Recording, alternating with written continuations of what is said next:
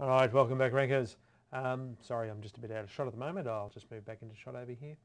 A lot of great comments last week and questions about bits and pieces. And I know we won't get onto all the questions that did come in from last week.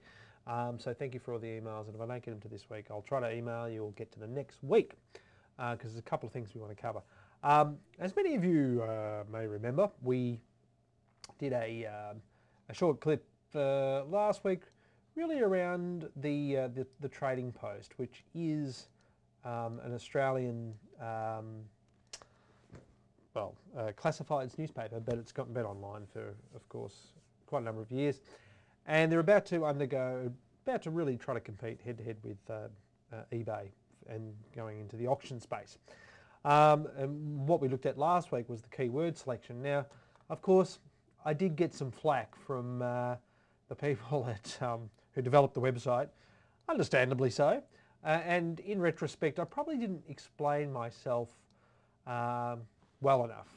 There was nothing really wrong with the way that the site was trying to optimize. The problem was the keyword selection. Okay. Now, if you remember, this is the site, and if you remember the main phrase that was front and center, we'll just have a look at the code, and we'll make the code bigger so we can have a look at it again because it's still there. So we go, yeah, let's just make that code a bit bigger for you. There we go. Nice and big, not. Anyway, it's not going bigger for me. But anyway, Max. It says buy and sell dogs, and the person who wrote in said to me, look, we rank number one for that. So my point is that no one really wants to rank for buy and sell dogs because people either want to buy dogs or they want to sell dogs. They don't want to buy and sell dogs. Does that make sense? So when you're choosing your keywords, they're the things you've got to look at. Don't just use this space wastefully. And look, that's probably been told to the developers by the marketing department. So the marketing department need to do some homework on keyword research. Okay. If we just go back to that Google result, I just want to show you something else that we do on a regular basis now with video promotion. You will see here that I didn't mean to head to Twitter page, but here we are. You will see here that the search here is trading post, and the number one, of course, is trading post. But down here, have a look at this. At number 7, without trying, this site comes in, which just happens to be our video from last week at the howcast.com website.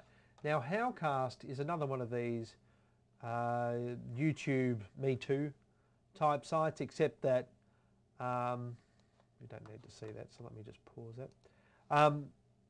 Except that the major difference being is that they will only take videos that are telling people or explaining to people how to actually do something, like rank high in Google for something. So if you are going to start using things like YouTube and Howcast and Dailymotion, and there's a myriad of these sorts of video sites out there, you really have to be careful about what you're putting on the site and whether they'll allow it or not. Don't just go in and spam the sites with your content.